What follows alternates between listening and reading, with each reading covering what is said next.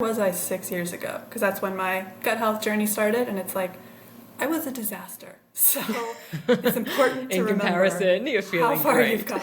Yeah, absolutely. And comparing it with yourself as well. I think in health, that's often the way, right? Comparing with like where you've been. Yeah, it's super important. So tell us a bit about your journey. Like you are, like gut health is your thing, bloating, beyond the bloat, helping women reduce the bloat. This is your gig. So I was convinced that I was living healthy enough, or else I would have been gaining weight. So I continued on this path, and I did have symptoms that I later realized were connected to gut health. Like I was getting chronic infections, UTIs, throat infections. I was exhausted all the time. I had canker sores all the time. Like things that I was not making the connection to my gut until I later started improving my gut health, and these things went away. But what made me start improving my gut health was when my digestive issues kicked in. So I started working full-time. I graduated university, got my full-time desk job, and I hated it. I hated it so much, and my gut just exploded. So I was getting chronic pain in my gut. Like every time I ate, it was just like stabbing gut pains. I would be running to my little tiny office washroom and spending some quality time with the toilet. Super embarrassing. I was bloated. I was bloated every single day. And because I was so thin, it was very noticeable. Like I looked massively pregnant. And so I stopped wearing a bunch of my clothes because, I had like cute crop tops because I was in my 20s at this time, right? So I was very lost. I had no idea what was happening. And the only thing I could think was it must be something to do. Doesn't matter what you were eating, doesn't matter what you were doing. I hear that so often. It's like, there's like, I can drink water, bam, I'm bloated. When I wake up, I'm bloated. It just becomes a chronic thing.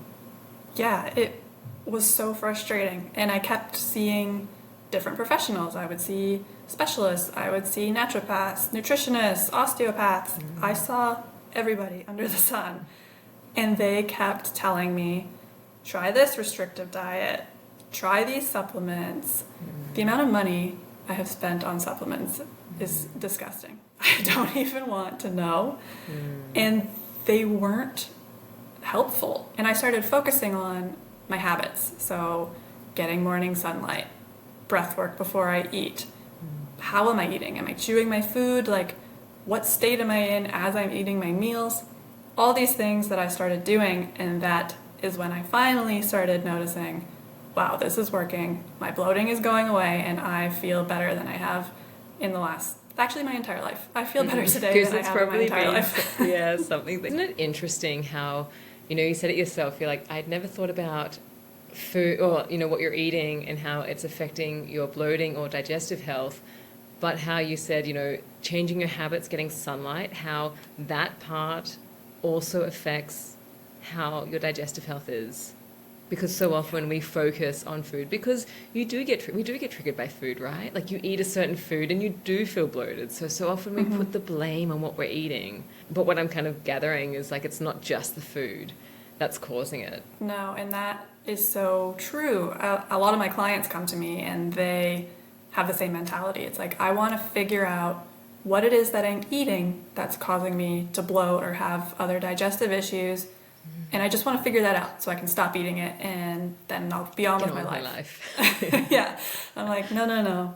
That's not how it works. First of all, that's a really sad goal because you can eat all these foods for the most part, again, if we work on improving your gut health.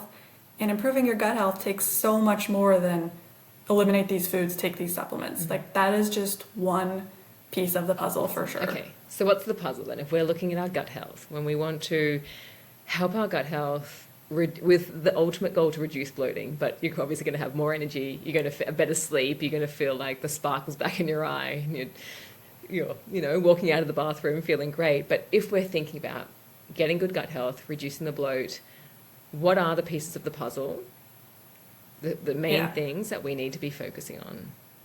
Yes, great question. So I focus on the 4 pillars of health.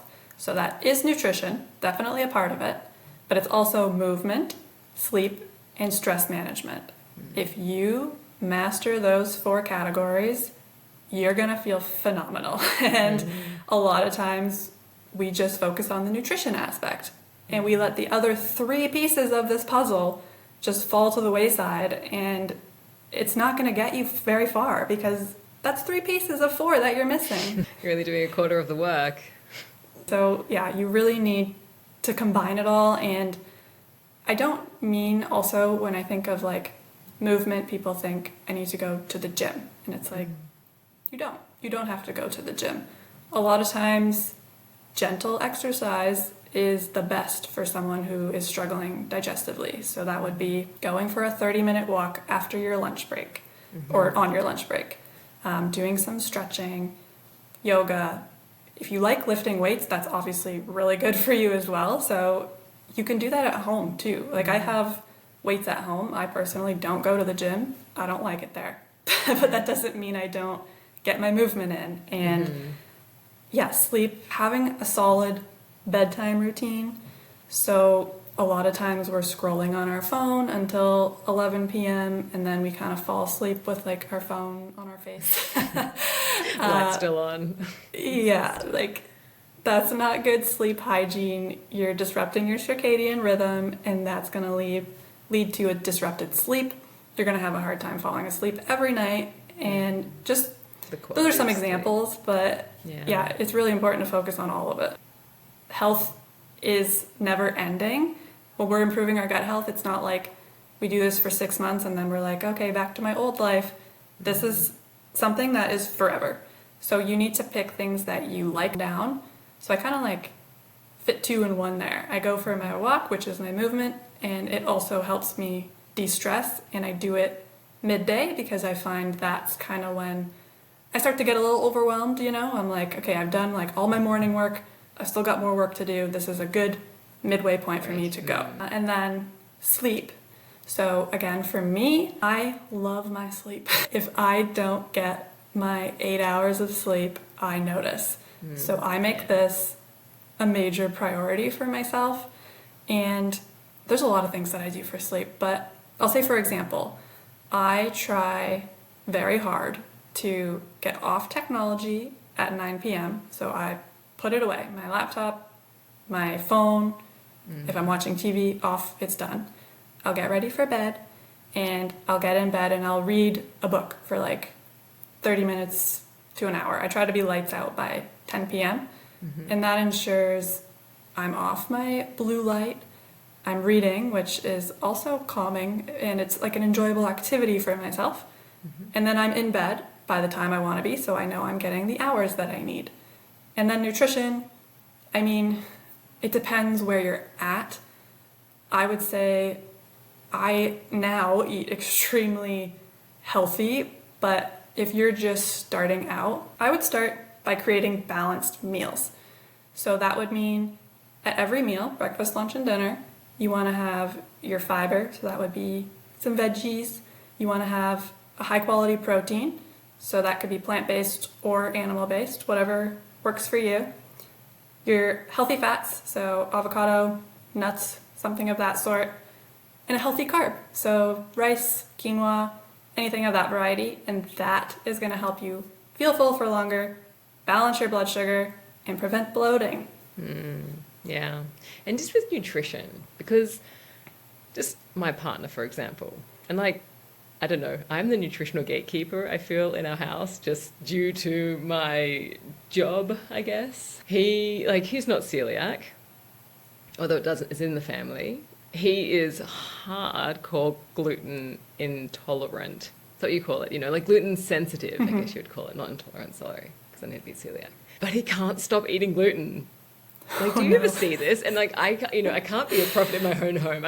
I'm not the person that's going to tell him what he can and cannot eat. If he wants to eat something, then I'm not that person to tell him not to eat it. But I know this from people. There's people love certain foods, and often the foods that they love are the foods that they perhaps shouldn't be really, shouldn't be going towards. But it's kind of like a love-hate thing.